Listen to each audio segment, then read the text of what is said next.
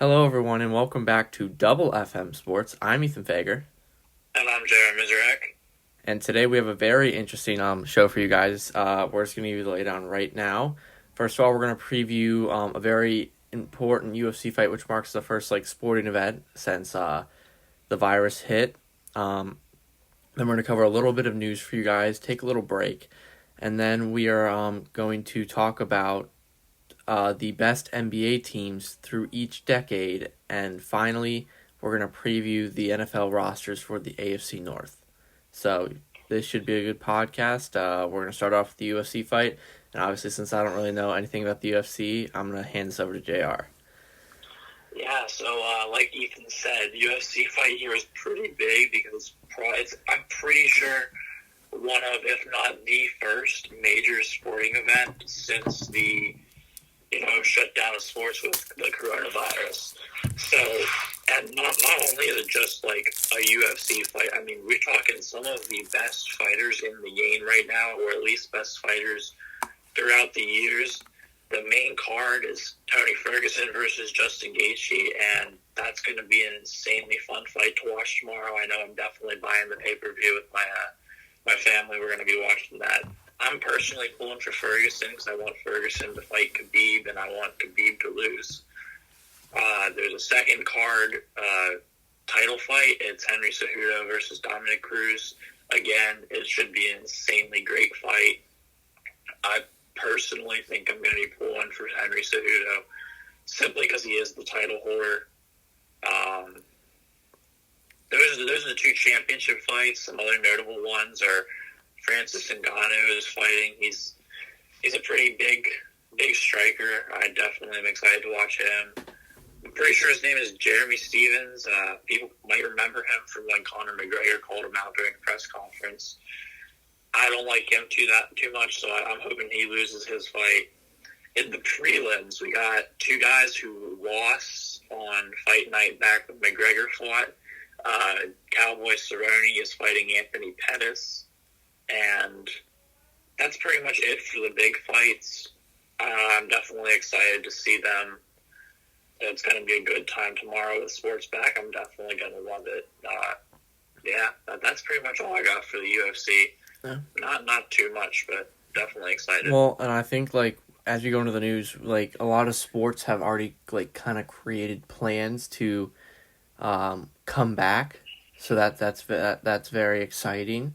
And hopefully it happens. I mean, obviously, with this virus, we don't really know what's gonna happen. We don't know what's gonna be like in a month. It could be completely better. It could be worse. So, at least it's good there are plans being made for them to be ready to go, and that'll just bring the interest at sports fans again. It'll be really fun.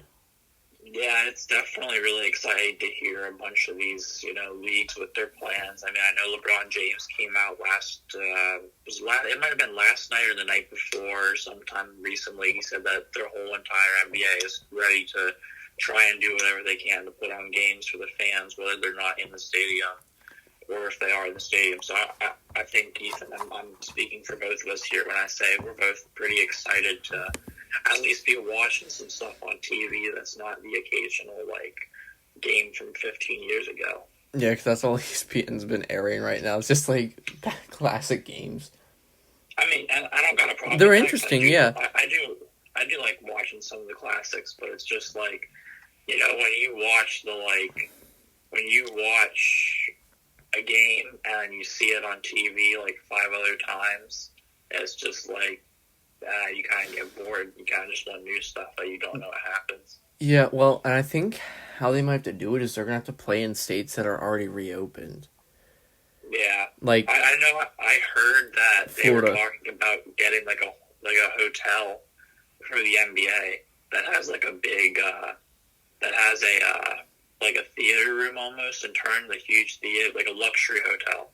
Yeah. So that all the NBA teams can stay there, and they can keep it confined to that hotel. Yeah, that's a smart idea. And obviously, Florida and, Georgia and all those, those southern more states are more, are tending to reopen quicker than the northern states just because of temperature and stuff and population. So I wouldn't be surprised if a lot of these games were kind of just played down there. Yeah, I mean, I think everybody can really agree with us when they say not whatever it takes, because that makes it seem like we're kind of pushing the issue, but whatever it takes. I don't know how to say it any better. Whatever it takes to, get sports back on. But doing it as safely as possible. Yeah, of course we want. We are caring about the safety of the people. We don't want to see sports if it's gonna cause people to get sick and stuff like that. Yeah, I mean that's kind of really all the news we have, just purely because. No, there's one more. Don't forget this. Legendary, in my opinion, future Hall of Fame. I think a lot of people like him, or not like him, but like what he's done. Frank Gore has signed a 1-year deal to be with the Jets and reunite with Adam Gase. I think that's kind of cool. I mean, like I said, in my opinion, he's legendary. He's a Hall of Famer, no doubt in my mind. So it's kind of nice to see him coming back for another year. Well, and also, I don't know if we want to talk about this, but obviously, since last time we've been on the podcast, there's been a series of NCAA basketball, allegations. Do we want to go into that? I'm sure we could. I know I saw, there was 6 to 7 teams that had allegations against them, right? Yes. I know. Can't remember exactly what they were. I know. I'm trying to think. It was it's more recruiting stuff. Yeah, 6 basketball programs be notified for allegations for level 1 violations. Let's see, what are the schools? I think Louisville, Kansas, Arizona. Louisville's been in some trouble the last couple of years. Kansas, Arizona, because obviously that whole Sean Miller thing, and then I don't know the other. I don't remember what the other 3 were, but I think it was one was Oklahoma State or something. It was It was not Oklahoma State. I know it's not Oklahoma State because, with all due respect to them, besides Cade Cunningham, they've had nobody to even pay money to. That's true. Yeah, but that'll be interesting to see how that unfolds, because obviously if it does come out that they did do this, that they could face punishment such as ban from tournaments, or I don't know, I don't know if they I think they'd still play the season. I don't know if it would just count for anything. No, there's no way they couldn't do that to those kids, and if they did, I'm assuming they would allow immediate transfers to people that weren't involved. Oh yeah. I know it's not the same as the allegations. I don't really know what went down, but when Danny Manning, the old Wake Forest coach, got fired a couple of weeks ago, I think it was last week, maybe a week and a half ago, their center, Olivier Sarr, he basically announced he was transferring simply because of the coaching change, and he's now a Kentucky commit. And so I'm assuming, I haven't seen anything, I don't know if anything's come out yet, but I'm assuming he'll be granted immediate eligibility because it was based on a coaching change. Yeah. I'm sure too, yeah. So. And then the other thing that, I don't know, I personally, the stuff when, wasn't Sean Miller paying DeAndre Ayton an insane amount of money to come to school? Yep. That stuff I get the problem with, but when you're just helping a kid pay for school, and it's not an insane amount like that, I personally don't have a huge problem with, like I said, if you're paying a kid $100,000 to go to school, just to go to your basketball school, that's a little ridiculous. But if he needs a little bit of financial aid, and you can provide that for him, if they need an extra $1,000 a year, and you gave him $4,000 to come to college to play basketball, I think that's fine. I personally don't have a problem with that. That whole now, when it becomes all about money, that's when I have a problem. Which obviously I don't think there's anything you can do to stop it when you would allow that. but I don't have a problem with paying a kid a little bit of Well, money obviously, just I doing good wasn't. for him. I don't. I think like the Jameis Wiseman situation. That was terrible in my opinion. Absolutely terrible. He deserves to play basketball Yeah, that's what I in thought too. college. That was I thought that was ridiculous. But Yeah. so I don't. Do you have any more news, or are we good? Um, the only other news that I can think of is the fact that the German Bundesliga has set a date for, I believe it's 8 days from now, when we're filming this, May 16th, that they're looking to return without fans. So that's definitely exciting. I know I'll be on TV, and if there's any German soccer on, I definitely will be turning it on because I got to get my daily dose of sports. Yeah, I think I can speak for everyone. Where like everyone needs a daily dose of sports at Yeah. this point, just because of how long. Like we've never really gone without sports for multiple months. Honestly, I don't think we've even gone without sports ever. I mean, if you think about it, Yeah, like basketball season, the NBA crosses over with the NFL, and then the NBA crosses into baseball, or at least is pretty close to and then baseball season. And then baseball kind of baseball gets you through crosses the over. summer. Yeah, and then you have things like soccer and hockey and other sports that are just mixed in between there. I think we've pretty much had sports our whole entire lives going on at some point, and now we haven't for the past 2 months, and it's kind of crazy. Yeah, I don't. It's Definitely, I don't definitely like it. messing with I me. don't like it. I don't think anybody does, and if they do, I want to have a sit-down conversation with them. If they don't like it, they like the fact that there's no sports on. Well, the fact and also the fact is like pretty much every athlete for whatever league is like wanting to play again at this point.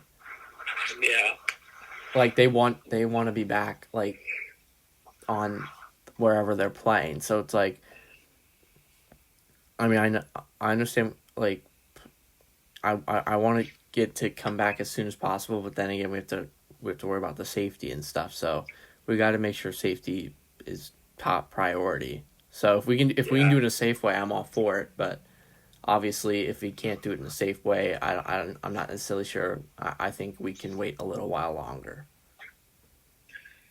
yeah. I definitely agree with you on that one. Yeah. Do we? How about we go to our special message from our great sponsor, Anchor. All right. All right. Thank you for listening to that special message. We are back.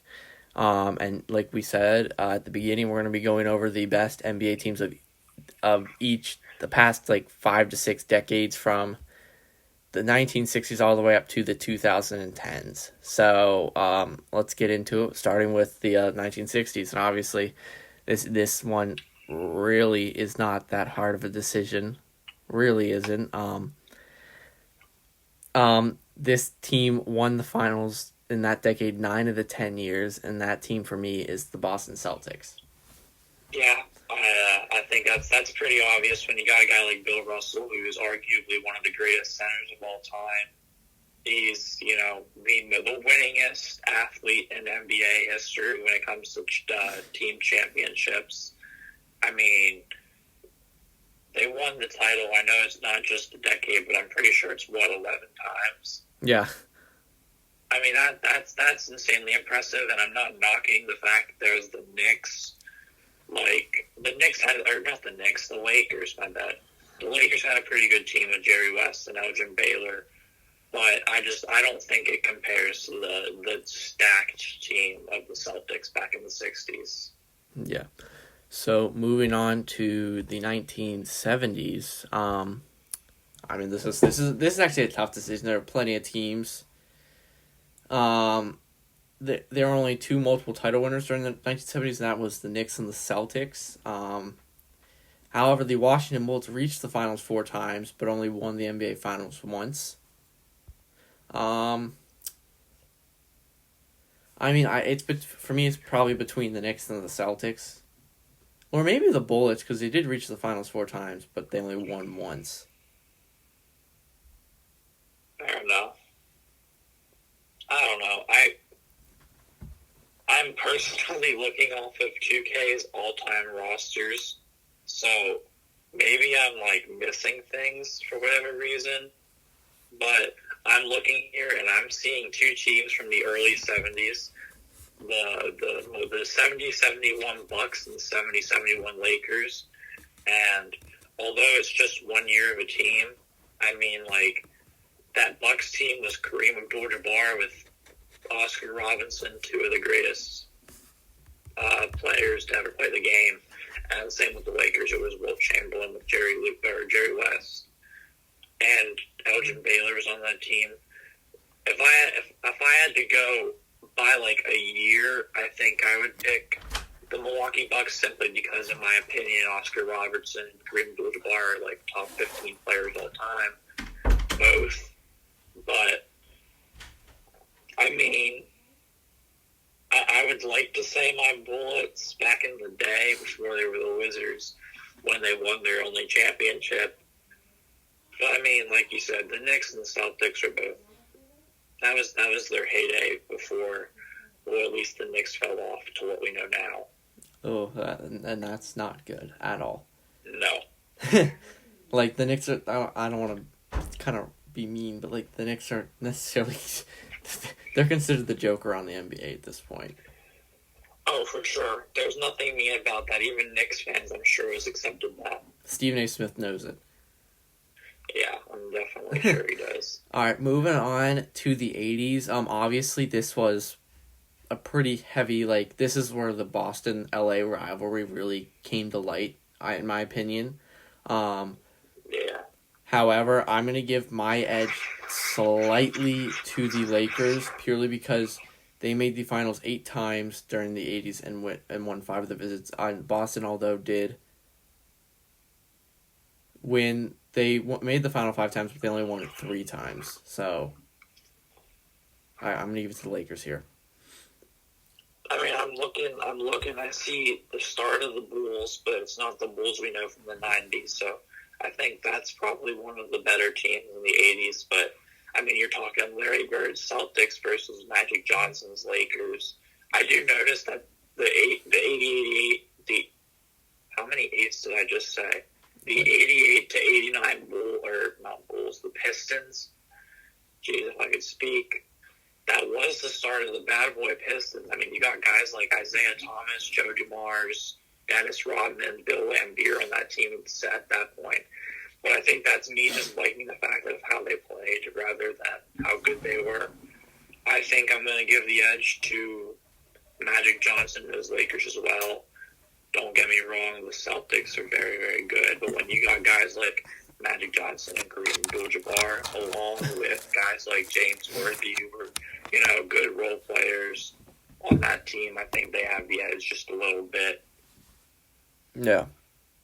So, moving on to the 1990s. Obviously, there's a lot of contenders here. However, I'm going to say the Bulls take this one. I mean, they just showed dominance in the 90s. Obviously, we all know why, due to Michael Jordan. Obviously, you do have teams like the Bad Boy Pistons. I mean, the Lakers were still decent. Celtics were still decent back then. Towards the end, that's when you started to see the Spurs, and then towards the end, the Lakers started to form up again. But overall, I'd say the Bulls. Yeah, I think it's a pretty obvious pick, especially because they won 6 championships in the 90s. That's more than half of what they could have won. The Bulls are kind of the obvious pick. Now, Ethan, I got a question for you. Yep. What year of the Bulls do you think was the best Bulls team? Because the team that they played with in like the early 90s was pretty different from the team. I would say the 96 team. The 96 team that won their last championship. No, they won in 98. Or they're the last 3 people for like. Yeah. Yeah. That's what I mean. Honestly, I don't know. For me, it's the 95-96 team and the 92-93 team. Because, I mean, the only thing that I don't know, Horace Grant was on the 92-93 team. I thought he was pretty good. Now, obviously, they didn't have Dennis Rodman at that time.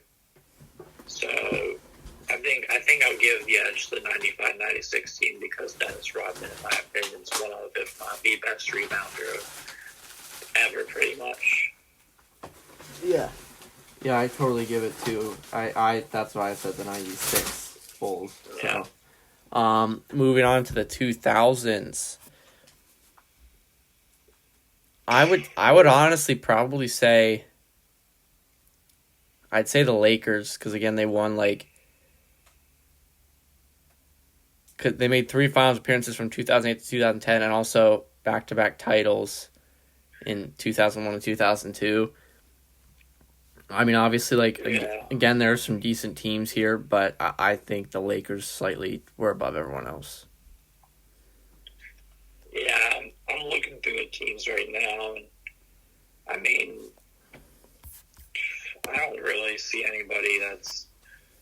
I mean, you got the Spurs. The Spurs were pretty good back then in the 2000s. Yeah, But David I Robinson don't know and if Duncan. they're the same caliber. I know. I've said this once with my Wizards, but I do got to shout out Wizards 2006, 2017. They were pretty good, at least in my opinion. How far did they go? I don't know how far they went, but that was the team back when they had Gilbert Arenas, Antoine Jameson, Caron Butler. So, I mean, that might just be me liking those guys and thinking that they're good, but in my opinion, that's a good team, but definitely not the best that the 2000s saw. I think simply because at one point the Lakers had not only Kobe and Shaq, but they had guys like Karl Malone and Gary Payton at the end of their career to be good role-playing veterans. I say the Lakers edge out the Spurs. Yeah. All right. Well, then move on to the last decade with the 2010s. I'm torn here between two teams, obviously, because the early 2010s saw the dominance of the Miami Heat with LeBron James, Chris Bosh, and Dwayne Wade. But more recently, obviously, we all know about the Golden State Warriors kind of taking over, obviously setting a new record for wins, winning a couple championships. So I'm split here. Overall, I'm going to say overall, the Heat, 'cause I feel like they've always been, decent, but, because early in the 2010s, they were good, and then they've always been, decent, so, and obviously the Warriors had struggles early in the 2010s, and now they're struggling a bit too now, so. I wouldn't discredit the Warriors for struggling now, though. I mean, Curry was That out is true, yeah. He was out for a good portion of the season. Klay Thompson was out for a good portion of the season. I mean, for me, I'm looking at four different teams right now. I'm looking at the Warriors, obviously 3-time NBA champs. That kind of puts them there. I'm looking at the Spurs because this is back when they had Tim Duncan and Kawhi Leonard and Tony Parker. And that's Manu. Definitely a good team. Yeah, that's a good team. I'm definitely looking at the Heat. The Heat will always be in the conversation for top team of the 2010s. But I am looking at a team that I know they didn't win a single title, but I am just looking at this Thunder team from 2011 to 2012. I mean, KD, Russell Westbrook, James Harden, Serge Ibaka. Yeah. I don't know. I know they didn't win a title, but I think at least today, if you played those four guys, I think they would be better than any team that was in the 2010. Well, yeah, and the only problem with them was they were just a young team, so if they could have stuck together, they would have been a dominant force. Obviously, with James Harden leaving, then Kevin Durant, and ultimately Russell Westbrook leaving that team too. I mean, Thunder fans are always gonna look back at that time and wonder, had we kept everyone, how good would we have been? Yeah. And they probably would have won a couple championships, I would say. So honestly, I don't think we would have seen. Would we have seen the dominance of the Heat, or would we have seen the dominance of the Spurs? I think we would have, because obviously, like, because during the first early years, like, the Thunder were trying to grab their bearings, so I think the Heat still would have won. I'm saying we might have not seen the dominance of the Warriors. I don't know. That was like 5 years later. I feel like by that time, then they're going to start wanting to get paid too much, and then people are going to want to start going places. That's true. I don't know. I don't even know who I'm going to pick yet. I still haven't picked a team. I mean, there's so many good. There's, like, the early 2000s, like we said, had two pretty good teams, at least when you look back on them, the Thunder and the Heat. Then you got mid-2000s with the Spurs, and then the Warriors, late 2000s. And obviously, like, we still have the Cavs could even be checked in the conversation too. No. Well, they had a short period of dominance. No, they didn't. That's not a good Cavs team. That's LeBron James and Kyrie Irving playing well, in my opinion, at least. I don't think that Cavs team was anything good. I just think it was Kyrie Irving and LeBron playing good basketball. Yeah. All right. Yeah, I'm going with the Heat. I just think because they've been pretty consistent for the past 10 years.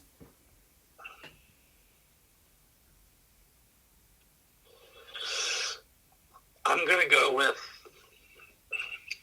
the Spurs, to be honest. I mean, like you said, the Warriors weren't super consistent towards the beginning.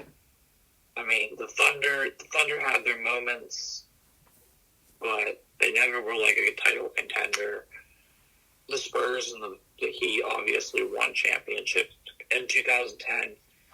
I think the only thing that gets me over the fact that I'm picking the Spurs is because, like we said, they had Duncan, Leonard, Tony Parker, Manu Ginobili, and in my opinion, one of the top two greatest, maybe top three greatest coaches of all time, and Greg Popovich. I think I'm gonna go with the Spurs, to be honest. All right. I mean, also you got like this is an interesting one, but also like especially towards the beginning, the Mavericks were looking pretty good as well. But yeah, back when Dirk was in his prime, I mean, they beat LeBron in the title. Yeah. So Mavericks definitely were a good team early 2000s. Yeah. So yeah, I think that's pretty much all the decades. Obviously, with the 2020 decade, there's probably going to be some maybe new teams that start to show some dominance, or maybe you're going to see the same faces from previous. We don't know. Yeah, I don't think you can really speculate simply because, next thing you know, tomorrow there could be a huge trade that, like, Steph Curry gets traded to, like, the Suns or something like that. And that you just exactly. Don't see. So I don't think you can really speculate on what team will be the best team. Exactly. That's why, like, that. Yeah, yeah, we don't know. There could be some familiar faces winning titles, or there could be new players. We just don't know. I mean, you got teams like right now, you got the Hawks that are young and very, promising. You got teams, like I said, like the Suns that got young guys like Devin Booker and DeAndre Ayton, but you just don't know what's going to happen. There could be injuries, trades, free agency. There's really no way you can legitimately speculate what team will be, the most dominant in the next 10 years. Yeah. So that we're now going to move on to our final segment of the show, in which we take a look at the rosters for the AFC North teams. Now, obviously, the AFC North, we did the NFC North, so we felt it was fitting to do the AFC North, and also this is going to be a new thing in which we're going to try our best to do the roster outlook for every team and do it by division, but we can't guarantee it because as soon as news comes back, we're going to be mainly talking about news, so we'll see how it goes. But for now, we're just going to go with the AFC North, and then that'll be it. So let's get into it. So what team do we want to do first? I say, as much as you probably hate talking about them, I think we should start with, you probably hate talking about every single team but the Steelers, but I think we should start with the division-winning Ravens just because they topped the division. I gotta be honest. I'm looking at the Ravens roster, and it's gotta be one. It's honestly to me even scarier than what it was last year. I mean, the quarterback situation obviously is insane. I mean, they have three guys who can play out. They're athletic quarterbacks in Trace McSorley, Robert Griffin, and Lamar Jackson. They're all pretty similar in the state. They fit pretty well in the scheme. I personally don't understand why, but I do like this guy. They did pick up Tyler Huntley, the Utah quarterback. He had a great season this past year at Utah. So, I mean, good for him. Yeah. I mean, you're looking at the running back situation. Oh boy. Again, also kind of very, very scary just because of how many options they have. I mean, between Mark Ingram, who is getting old. I mean, you got Gus Edwards. They drafted J.K. Dobbins, and I'd even give some credit to Justice Hill. The running back situation is scary. Wide receivers, I'm a little skeptical on them. Marquise Brown's all right. Devin Duvernay is pretty good coming out of Texas.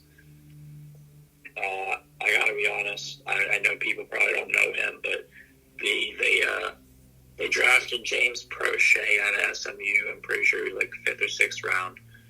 He's got some high upside, so I don't know if he'll get to play much, but I would like to see him play. And then obviously Mark Andrews and their offensive line is good. So at least for me, their offense is solid all around. Yeah, defensive line obviously picking up. Oh, that's a great idea. Why don't you talk about the offense? I'll talk about the defense. Sounds good to me. All right, sweet. So the defense, obviously picking up guys like Calais Campbell, or for the defensive line, picking up guys like Calais Campbell and Derek Wolfe are really going to bolster your team. Obviously, you got guys like Brandon Williams, Justin Ellis. So your defensive line's looking pretty good. Linebackers now. Obviously, you got guys like Matt Judon. You picked up Patrick Queen in the draft, who's a great guy at LSU. You got guys like LJ Fort, and Tyus Bowser. LJ Fort's not that good, is he? I think he's pretty decent. He's not bad. What are you talking about? He had 22 tackles last year. Hey, I'm just throwing out all the stuff. I'm throwing out everything for them. Just because he's linebacking core is probably their weakest part of their defense, but honestly, I'd say it's their defensive line just because of their age. Yeah. Then obviously their secondary is like insane. Guys like Marlon Humphrey, Anthony Levine, Marcus Peters, Jimmy Smith, and obviously like guys like Earl Thomas. All of them are starting to get a little old, but they're still kicking, still playing well. So, and then obviously special teams. I mean, what else can you say? Justin Tucker, arguably one of the best kickers to ever play the game, and obviously the greatest kicker to ever play the game. Oh no, not again. And obviously you got a 15-year veteran out of Nebraska, which one of our friends would like, and Sam Cook. Sorry. So, and obviously he's a veteran, so he's pretty good. So, Ravens team pretty good. Obviously, what they go last year, 12-4. Yeah, or 14-2, wasn't it? 14-2. Excuse me. Yeah, wait, is it 14-2? I'm confused now. Yeah, it was 14-2. 14. I don't know if they can do 14-2 again. Why wouldn't they? Well, I mean, I don't know. It's rare for teams to have back-to-back 14-2 years. I mean, but in my opinion, they didn't lose anybody, and they only gained. They lost. They lost Marshall Yanda. I mean, but he's one guy on the offensive line, and I'm not saying I hate the offensive line. They're they're not a big part, but I don't know. To me, as big as Marshall Yanda probably was, I don't really see them getting any worse. I mean, maybe 13-3, but I could see the Ravens repeating the season they had this past year. Do you think they make the Super Bowl? I think they're definitely a Super Bowl contender. Well, we thought we thought that last year, but I mean, they still were a Super Bowl contender. They just got beat by a Titans team that wasn't going to lose to anybody. Yeah, and obviously, there's always. I'm not saying I'm agreeing with this, but there's always been questions about Lamar Jackson's ability to play in the playoffs. No, there hasn't. That's because he lost one game last year. every playoff. He's never won a playoff game. But he's only played 2. Well, yeah, but no. I'm not saying I agree with this. I'm just saying some people think he plays much better in the regular season than he does in the playoffs. I think that's fiction. I think Lamar Jackson's just young and just there are games. I mean, you can't expect the guy to go out and have a perfect season and win the Super Bowl. Shout out Don Shula, rest in peace. Oh yeah, that just happened. That's very sad. That happened a little bit ago, but you can't expect guys to go do that. Like, I get that you expect them if they have a good regular season to have a good playoff run, but when you win 14 games, you're bound to lose a game, and it just happens to be in the playoffs. Yeah. So I think the Ravens will be back next year. So yeah. Well, not hopefully, but I was about to say. And that moves on to our next team, second place in that division with the Pittsburgh Steelers. Obviously, my favorite team and one of JR's favorite teams. Yes, sir, hometown. So, I mean, you can talk about the offense if you want. I don't know that there's much to talk about, but in my opinion, I hate it. Gotta be real. Ben, I mean, hopefully, maybe he has a good season this year. In my opinion, I think it's just time to retire. The Steelers need to find somebody, whether it's Mason Rudolph or Devlin Hodges, Paxton Lynch, or JT Barrett. Yes, there are 5 quarterbacks on a roster. Someone needs to fix that. Running back, Ethan, I've told you this multiple times. I love the James Conner story. It's one of the most inspiring stories in football. But in my opinion, he is not a running back number 1 that can continue through a whole entire season. Well, obviously, I don't know if all you guys have been keeping up with the trade rumors, but obviously, there were some rumors going around a little while ago about possibly a Leonard Fournette trade. And now they declined his 5th-year option, so we'll see how that's not going to happen. I don't think we're going to get Leonard Fournette, but there have been rumors going around. I have heard rumors though that there is another running back, one who has put his legacy. He's got his legacy in the NFL. I've heard rumors that after Shady said he's not going back, like after the Chiefs and Shady's tenure was done last year, I've heard some rumors that the Steelers could be looking to sign former Eagles, in-state rival running back Shady McCoy. And you know what I just realized? I realized what? we have a totally another, because obviously the NFL schedules came out yesterday. Yeah. Oh no. We'll talk about that in the next podcast because obviously we have some time, but. Yeah. Wide receiver, though, Ethan again. I don't like the Chase Claypool pick. I think they could have picked better, especially when they have wide receivers like Juju Smith-Schuster, James Washington, and Deontay Johnson, who aren't that bad of wide receivers. I mean, I don't know why you would need to add one. I think it's a solid wide receiving core. Not one of the best in the league, but definitely a solid one. And then finally, tight end. I think the only position on offense that the Steelers really picked up a guy that would help. Eric Ebron, obviously a big playmaker, formerly of the Colts. And you obviously have Vance McDonald still. That's good. That was a good pickup. Yeah, I think that was smart. The offensive line is still pretty decent. They're getting up there in age, but they're still, they're kicking and doing their thing. Well, yeah, because we have Marquise Pouncey. We picked up Steven Wisniewski. We have Alejandro Villanueva. Obviously, David DeCastro. And our right offensive tackle is Matt Filer, but that's not that good. But hey, don't hate on Matt Filer. I don't hate on any of these players, whether I like them or not. But all right, moving on to the defense. Obviously, the Steelers had they had I'd say a pretty good defense. I don't know if they were the best defense, but they were pretty good. Is that fair? Yes, I would say the Patriots were better defense than them, but the Steelers did have a pretty good defense, especially turnover-wise last year. Yeah, so defensive line, you got guys like Cameron Hayward, who's starting to get old. Picked up Chris Wormley. You got Stephon Tuitt, who I believe was hurt last year, if I'm not mistaken. I believe so, or some. There was something with him. So good defensive line. Linebackers, obviously. You got the two edge rushers, kind of, in T.J. Watt and Bud Dupree, who's obviously very good, and obviously Devin Bush is a solid. He looked very good playing middle linebacker. From what I see, he saw flashes of potential, so I think he could be good in the future. I still hate him. Well, yeah, because he's out of Michigan. That's the only reason, right? Yep. Yeah. Okay. That, and because he went to the center field of the Spartan Stadium and ripped up the logo.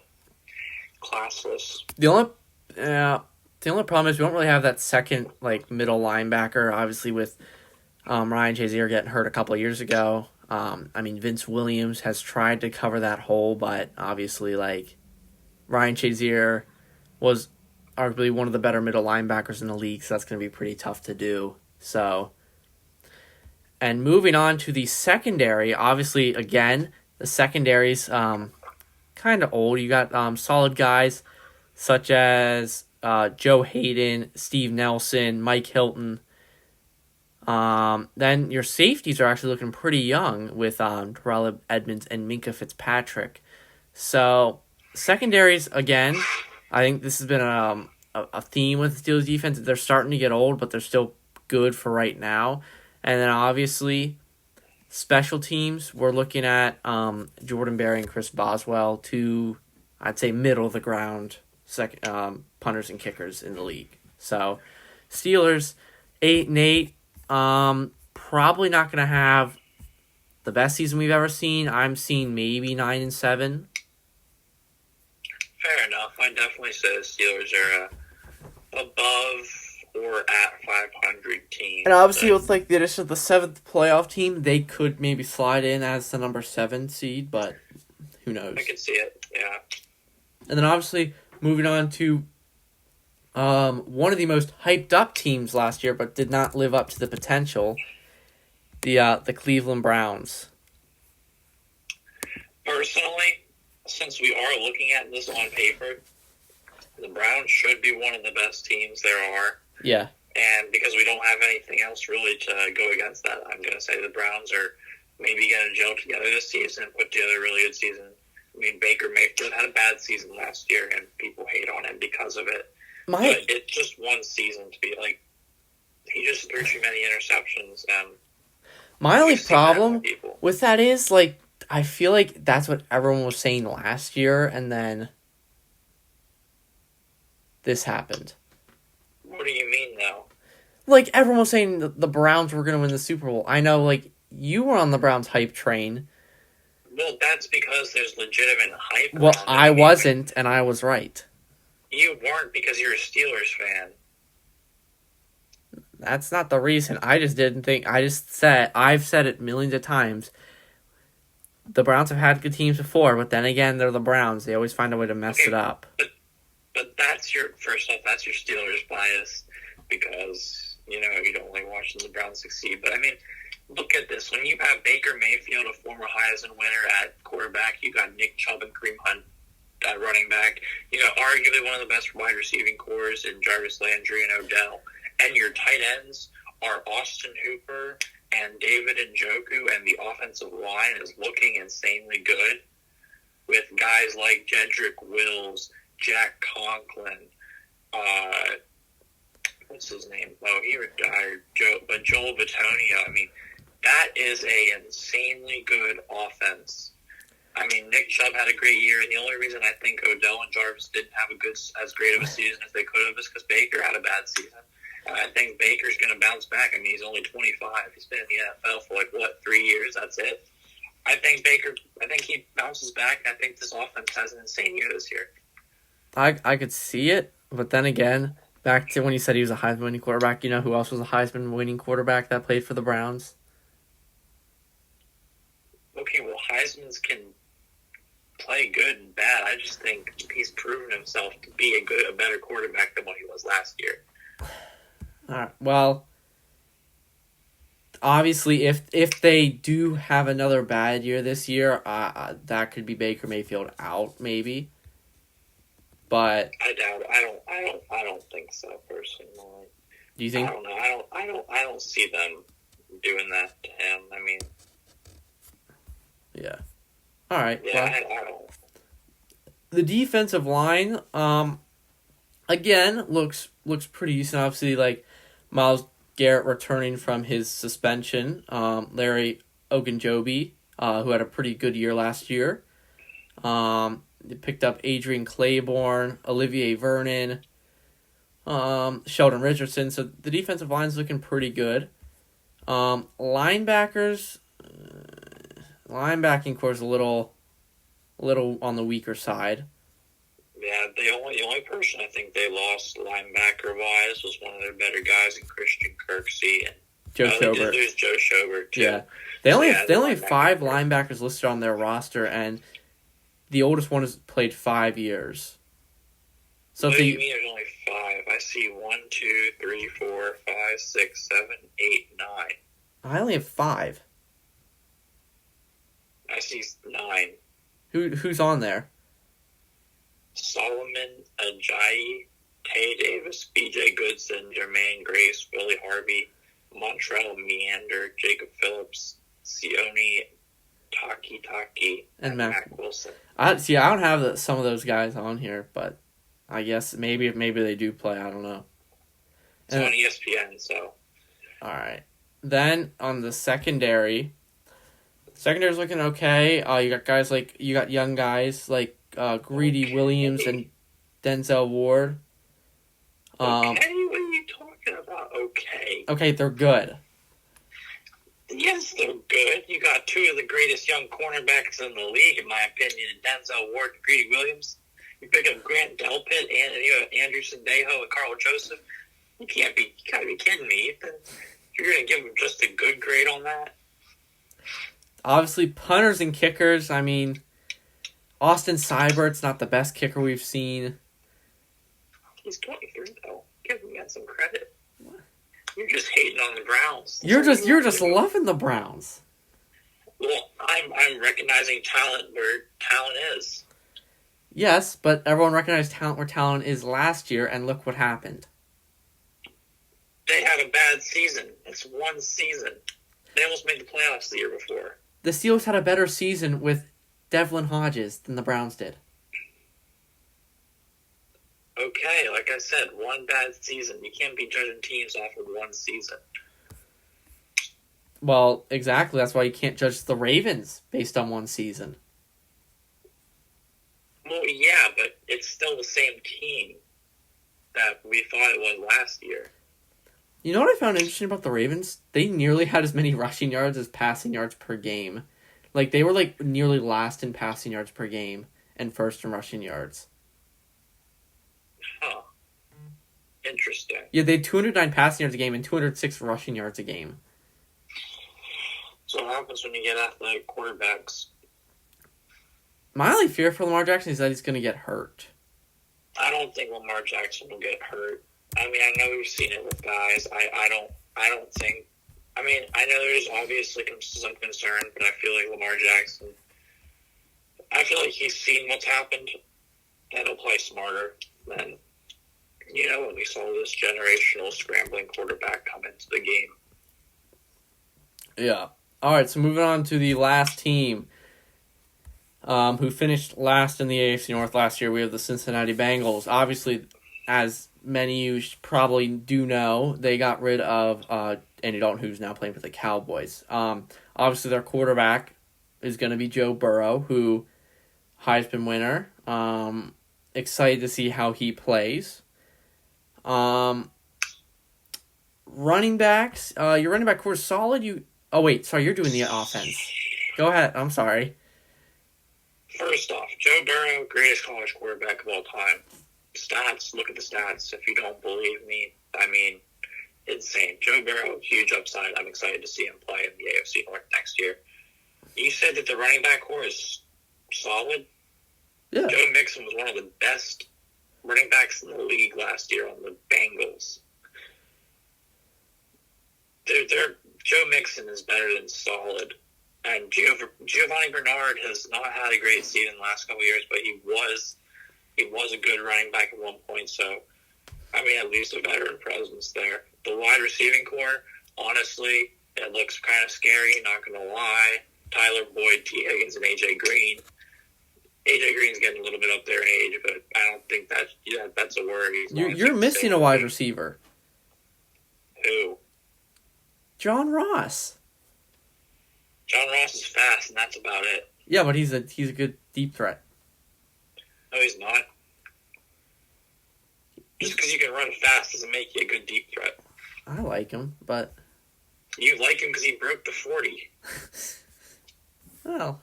Am I wrong? Well... What else have you heard about John Ross besides breaking the 4-yard dash? I don't know, I just think he's explosive.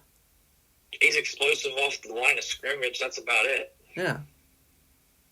I mean, the man had 28 catches last year. Yeah, that's true.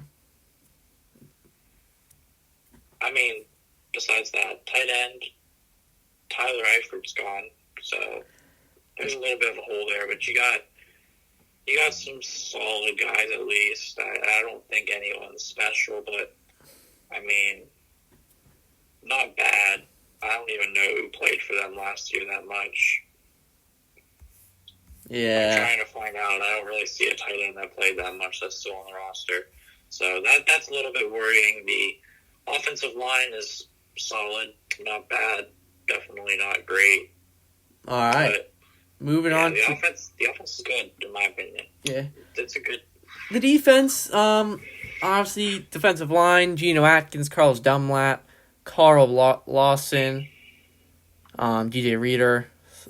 Those guys are all very good. So, then linebackers, again, like the Browns, you got Josh Bynes and Jordan Evans, but apart from... And you did draft Logan Wilson and Akeem Davis-Gaither, but the linebacking core is definitely a little weaker.